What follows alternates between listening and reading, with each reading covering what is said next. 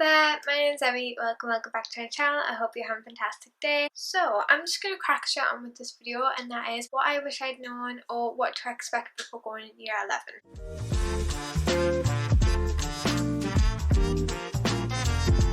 So I've got, I don't know if you can see, but I've got a little note tab here, and I've got a lot of different points on here that I want to go through. So the first one that I want to say is that year 11 is made out to be this massive deal, like a case of during all your years of work and revision, people are like, oh well, you're working towards this moment, you're working towards year 11, it's all going to go towards year 11, year 11's just around the corner, all of this stuff. And in actual fact, yes, year 11 is that far away, thank you for letting me know. However, it is not as overwhelming as it's made out to be. It is a case of you are finally doing the exams that you have been told that you're going to be doing for a while, but the main thing is that you've been prepared for the exams that you're going to be doing. So when you go in to do these exams, and when you're doing these mocks, and when you're doing these ones that are genuinely going to go towards your grade, you got to remember that you also did them back in year 10 as well, or your school should have done them in year 10 with you as well. And it's really important to remember that you should be used to the environment. If you're not, then honestly it's important to start getting yourself used to the environment if you can. So if your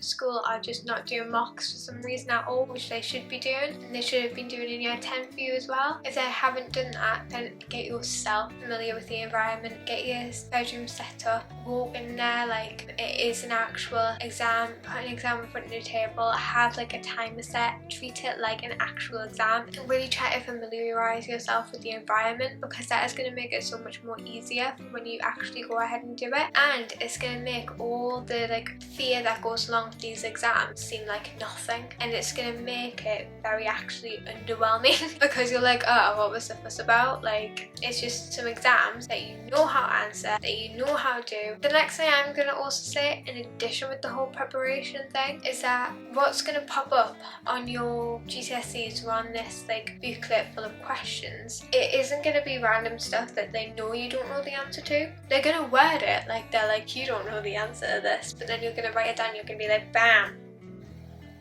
You know what I mean? Like, you prove them wrong. It is a case of like they're not putting questions in there that you don't know the answer to. You know, they're not purposefully putting questions in there that is going to be like, you definitely won't know the answer to this. They're just going to be worded very difficultly. And that's what brings me on my next point of breaking down the question and what it's wanting you to answer. The main issue with a lot of GCSEs is that you look at the exams, you look at the questions, and you're like, what the hell are they asking me to do? Because it's just so weirdly worded and so jungled up and everything that you're just like, I don't know what they're even asking me to do in the first place. And so it's really important to ask your teacher to help teach you how to break down those questions, because there's ways and there's techniques that they will show you on how to break down those questions and how to answer them. And if your teachers aren't teaching you that, it's really important to go away and learn that in your own time then, on how to break down the questions and how to figure out what the questions are asking you, because they're purposefully difficultly worded to challenge you and to make it not like this super easy thing. So the way that GCSEs usually work is that you'll continue doing your lessons and learn things within your lessons rota all the way up until around about winter time, when your December mocks hit, and then after that, that's the time when they'll stop teaching you new things you loved in the whole curriculum, and then you'll move on in January to just going over things and really refreshing yourself. Sometimes it will carry on through January and possibly February, but by March you will have stopped learning new stuff, and it will just be a case of, right, okay, we're just going to refresh our minds, we're going to refresh our brains, ready for end of April, start of May, when you guys go on study leave, and then end of April when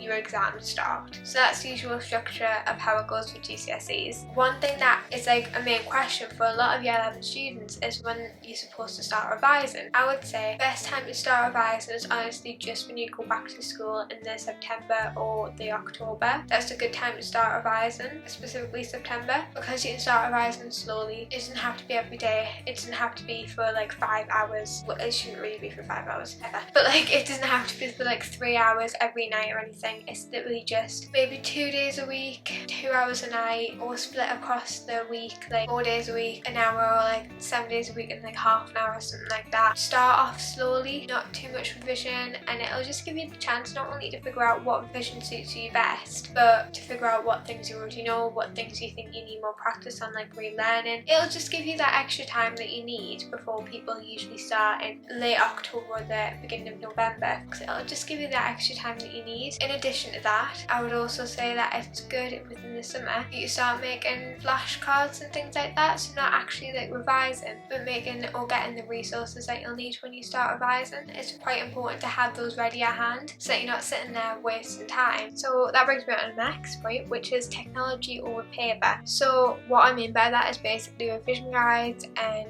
worksheets and all of this stuff. Do it on the computer, do it all online, do it on your phone or tablet. Don't use paper and things like that, just because not only one, will it be a waste of paper if you do use it, but two, it's just a lot easier, to be honest. You're not going to have to be bringing like 5 different vision books into school one day and making your bag super heavy. You're literally just going to have to bring your tablet or your laptop in. If your school's not the type of place where they allow you to bring your own stuff in, then just bring your USB stick, connect it into a computer. If you can, I would say do it all online. It's going to make it a lot easier for you to carry about with you. It's going to make it a lot easier if you find other things as well, so you can get your revision guides. If your school has one, there's a code in the back of them where you can view them online. I don't know whether it's only a one-time only like pass thing, like I don't know how it works just because I've never done it. I just recommend taking a photo of all the ones in the revision guides at your school and just using them on your laptop. The next thing I would say is there's also a whole bunch of different resources online, like Corporate Math and Ed's Place and GCSE Pod, My Math.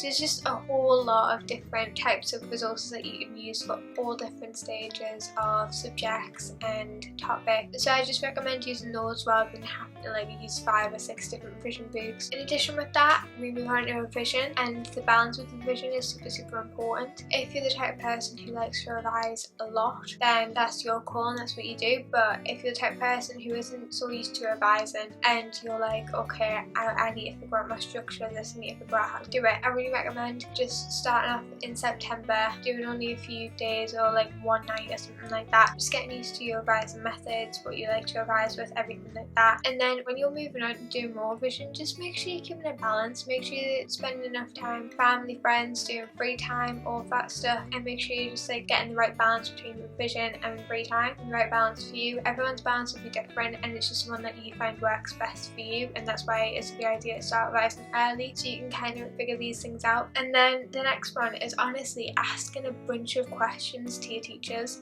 They are there for a reason, and they're there for the reason of teaching you. And if you have a bunch of questions from earlier on how to do like certain things like that you learn year 8 or year 9, or whether it's things that are like with the work you've been doing then, it's just important to ask, honestly. You're not going to be wasting their time, you're not going to be wasting your time, you're honestly just trying to find things out. And so I just recommend asking any questions that you have. Next thing to do is revision videos. If you like lifestyle videos and if you like lifestyle vlogs and things like that, revision videos I would say are very up your street. I'm that type of person, I like all those types of like vloggy type videos, and then when I did watch some revision videos, they definitely motivated me to do more revision. Next one is that if you get very overwhelmed in an exam environment, or if you get very panicked in an exam environment, then it's a very good idea to let somebody know that, such as a teacher or an invigilator. It's just important to let people know that, not only because they'll help you out in terms of where they'll put you in the exam hall. Quite a lot of times they'll put you near the door. If you're the type of person who panics and you need a bit of space, they'll help you out in terms of like seating, and just in any other times, so if you need to talk to somebody and things like that, just let somebody at your school know. Next thing is that if you are revising, don't worry, you have plenty of time within year 11 to revise. It does go ridiculously fast when you look back on it, but the parts that go fast are the hanging around with friends mainly. It's not the whole revision and the learning that goes faster, at least it wasn't for me. It was me when I was hanging around with my friends, that went quite quickly,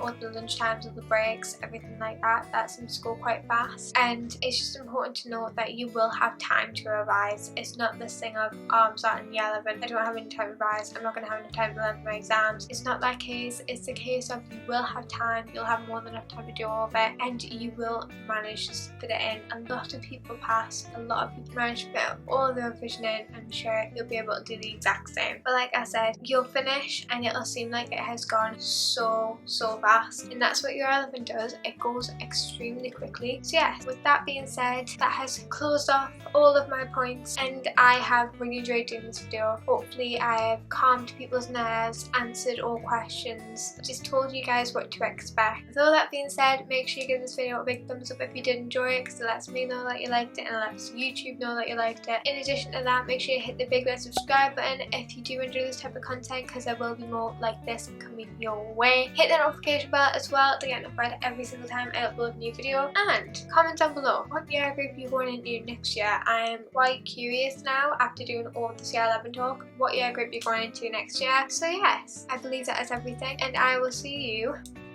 next time. Bye!